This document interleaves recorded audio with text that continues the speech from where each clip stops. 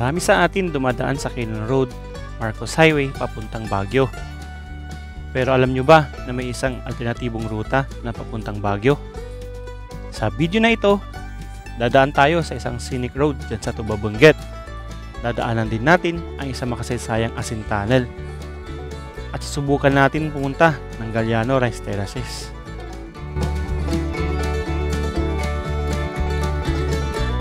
Kaya tara mga par, let's go!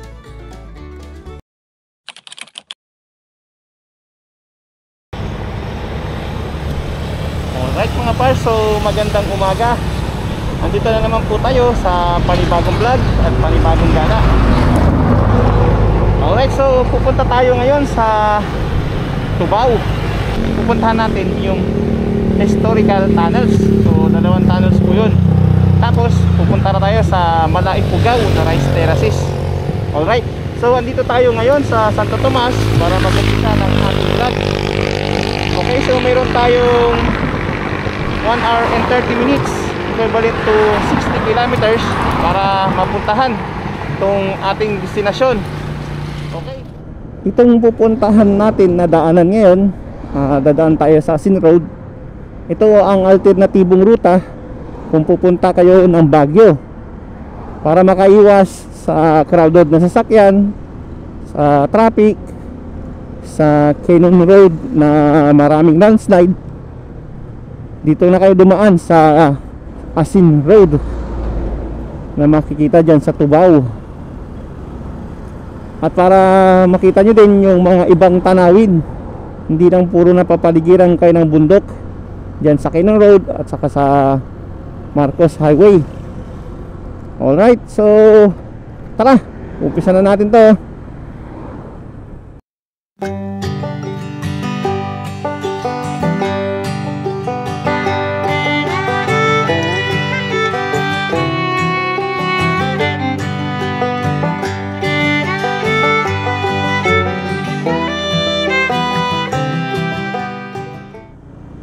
Dito sa may Agoo to Baguio Road, dito tayo dadaanan din natin itong Eagle of the North. So try natin i-stop. Ito yung Eagle of the North, laki, di ba? Okay, so pagmasdan muna natin.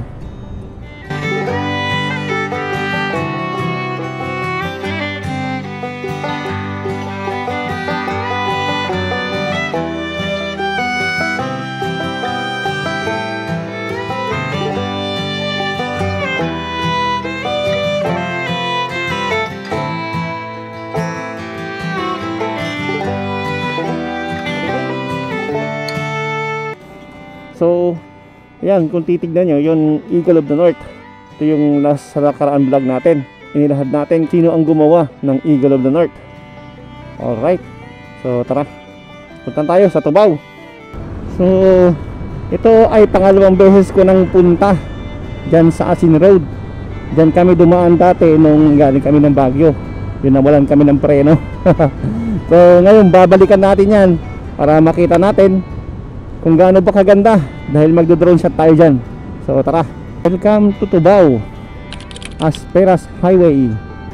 So itong pinasukan natin, Tubao La Union, at itong dinadaanan natin is Asperas Highway.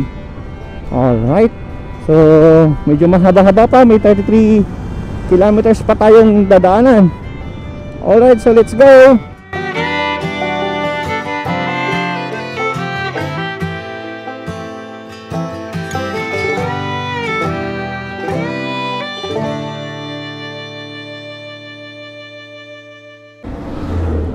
Grabe, ang ganda ng mga kabundukan dito. So ang aga pa pero kita mo na yung mga itsura ng bundok. Ayos. Wow, ang ganda oh. Nasa mataas na lugar na tayo kaagad. Okay, so nandito na tayo sa tulay ng Anduyan. Ito ang tulay Anduyan Bridge along Ayunduyan, Rizal, San Pascual, Mangalisan Asin Road, Tubao, La Union. So ito ang Anduyan Road, Anduyan Bridge na makikita dito sa Tubao. So tara, palipad tayo dito. Ang Anduyan Bridge ay isang bagong tulay na kumukonekta sa La Union, Tuba at Baguio City. Ito ay may habang 360 meters na makikita sa Anduyan Rizal, San Pascual, Nangalisan, Asin Road in Tubao, La Union. Binuksan ng DPWH ang tulay na ito para sa mga motorista para makaiwas sa traffic sa Quezon Road at Marcos Highway. Ang layunin ng tulay na ito ay para maibsan ang travel time ng mga motorista papuntang Baguio.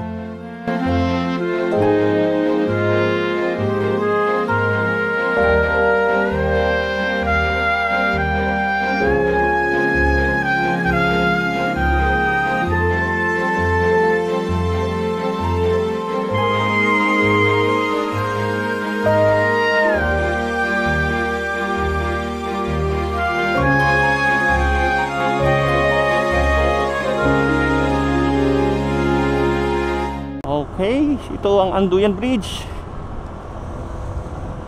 Wow, mga sapa oh, sa gilid.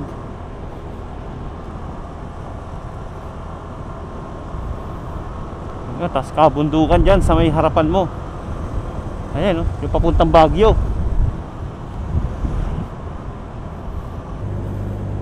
Umpisa na ng pag-akyat.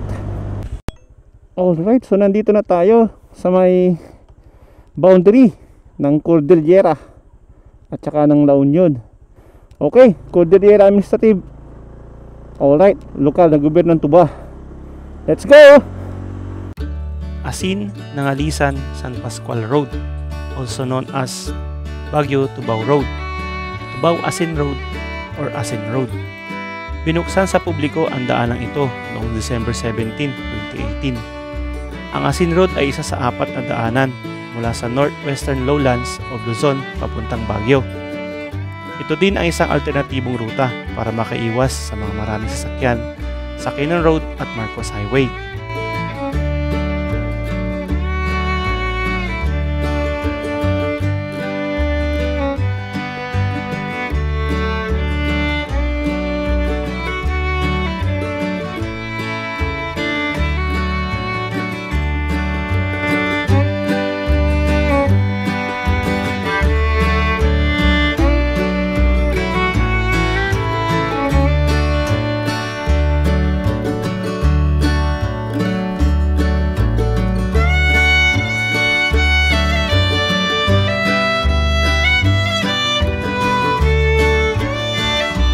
Hirap naman nun kung pataas ka ang tarik, tapos pagpababa ka naman biglang liko. Ito na naman ang matarik at biglang liko. Grabe yung siko. Tapos mag-ingat po kayo, huwag masyadong mabilis dahil madulas po yung mga espalto. Ayun may mga lumot-lumot. Sabi daanan pag ganun talaga, zigzag road. SSS, wala ka nun. Pag-ibig ang meron. Sitio Apni. Alab, Sitio Apni.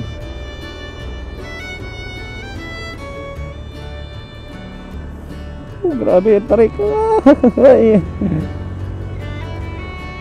Tapos di ko bigla. Grabe yung yung tubig. Talagang bumaba pala. May mga landslide tayo na daanan pero hindi naman gaano kalaki. Hindi naman yan nakukover yung buong daan. Ang lakas na tubig. Galing to siguro sa taas, sa Baguio. Grabe, ang lakas. Dito sa may Asin Road, marami na ring resort dito, hot spring pa.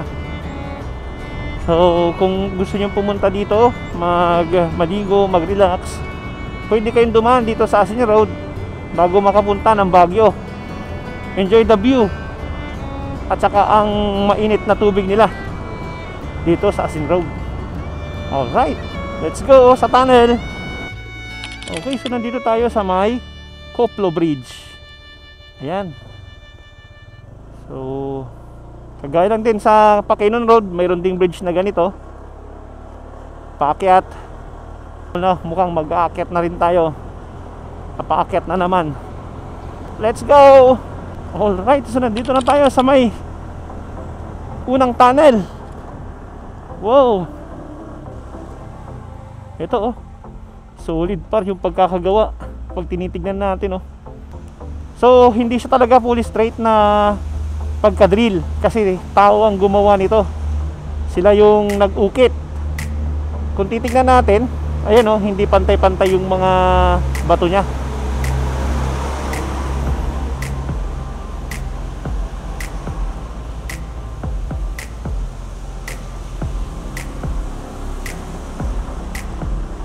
Wow! Grabe! Ayan oh, ang ganda. Yan, may mga panigi pa oh. Tapos mapatak yung tubig dito sa loob. Ayos.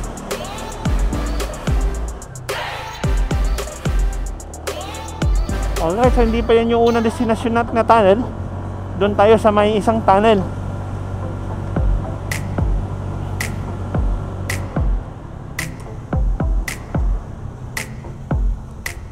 Ito na yung pangalawang tunnel na pupuntahan natin.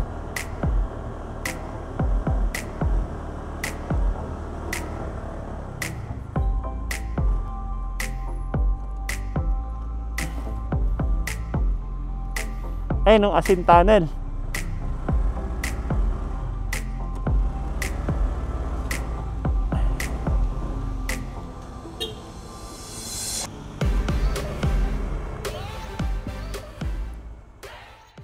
Ang makasaysayang Asin Tunnel ay makikita sa kabahan ng Asin Road.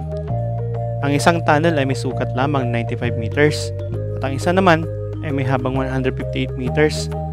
Ito ay may taas na 7 meters lamang. Pinagawa ang tunnel na ito ng mga Spanish colonizers sa mga bihag nila sa digmaan noong second half of 19th century. Pinagawa ng mga Hapon ang tunnel na ito para idugtong sa umiiral na riles ng tren sa Damortis, La Union at Baguio. Matapos ang era ng mga Hapon, dumating ang mga Amerikano para ituloy at pagandahin ang daanan at tunnel na ito habang ginagawa ang mini hydro plant na magsusupply ng kuryente sa Baguio. Ayan guys, pag titignan mo yung bato, ayun oh, hindi pantay-pantay yan. Tingnan doon. So grabe, ang daming pumapatak na tubig, umuulan sa loob. So pag diniretso natin yan, Baguio na ang ruta mo dyan. So marami nang papasukan, dadaanan na papuntang Baguio dyan. Panibago na naman ang pupunta natin. Pupunta naman tayo sa Malaifugao na rice terraces. Tara!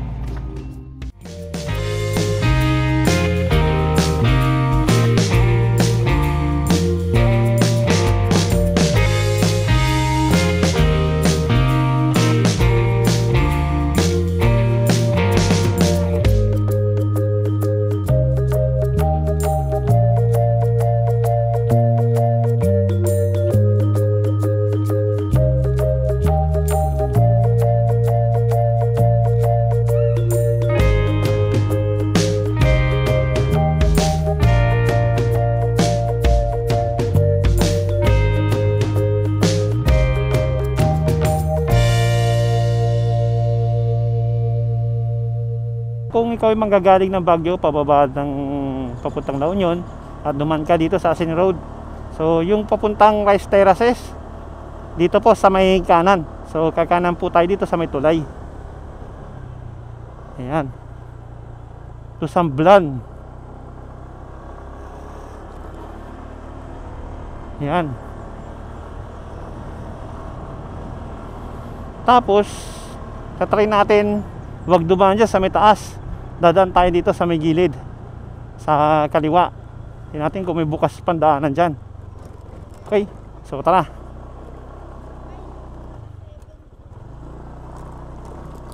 Wow! So ito yung shortcut para hindi mo na diretsuhin yung mahabang daan dyan sa may gilid. So 84 kilometers pa yon. So dito shortcut ka lang, daan ka lang dito sa may malupa. Kung motor ang gamit mo or bike, pwede dito. Yun nga lang, dahil umulan, maputik dito ngayon. So papasukin natin yan.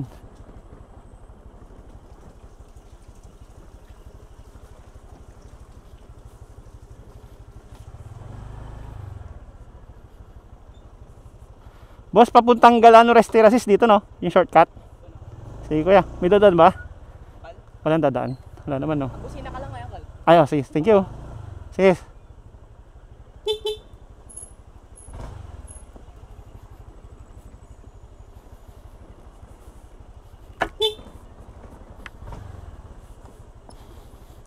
Oh. So ito yung tulay.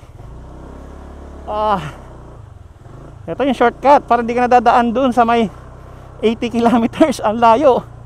So dito, dadaan ka lang dito, tatagos ka na dyan sa may papuntang Galano. Yan, so dito na.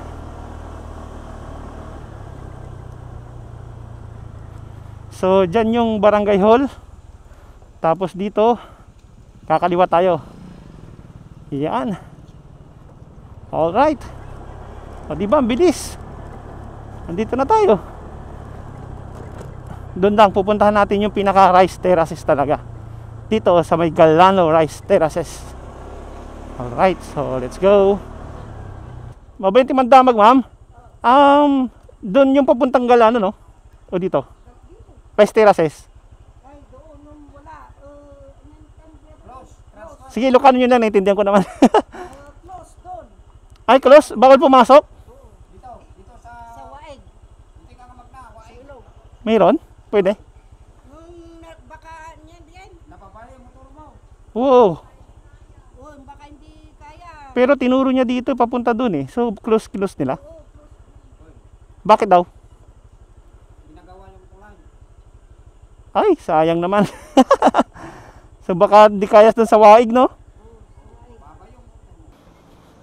Alright, so dito na tayo magtitigil sa may Galano Bridge. Dito, try natin i-shot yung mga makikita natin dito sa tulay na to. Mukhang maabot naman yung ibang rice terraces dito. Ayun, nasa tuktok. Subukan natin kung pwede.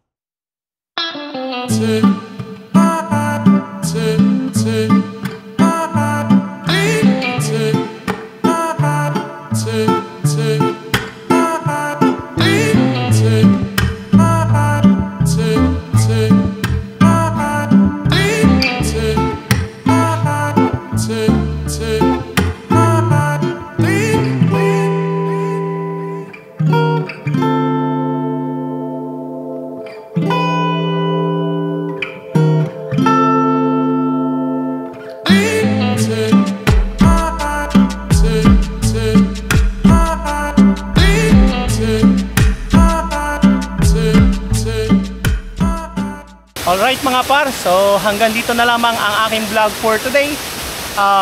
Sana nagustuhan nyo ang pagpunta natin sa Asin Tunnels at saka sa Galano Rice Terraces. Kahit na tinawid lang natin yung ilog, nag-drone shot lang tayo sa Rice Terraces kasi hindi natin malapitan dahil sa sira yung mga daanan. Hindi natin kayang daanan, hindi kaya ng ating motor. Sa mga nagustuhan yung video natin, pwede po kayo mag-comment sa baba or napuntahan nyo na ba yung Asin Tunnel, napuntahan nyo na ba yung Galano Rice Terraces. Magsabi po kayo kung ano ba yung mga pwede nating puntahan dito sa Tubao at saka sa Tuba, Benguet. Alright, so see you on our next ride. Bye bye.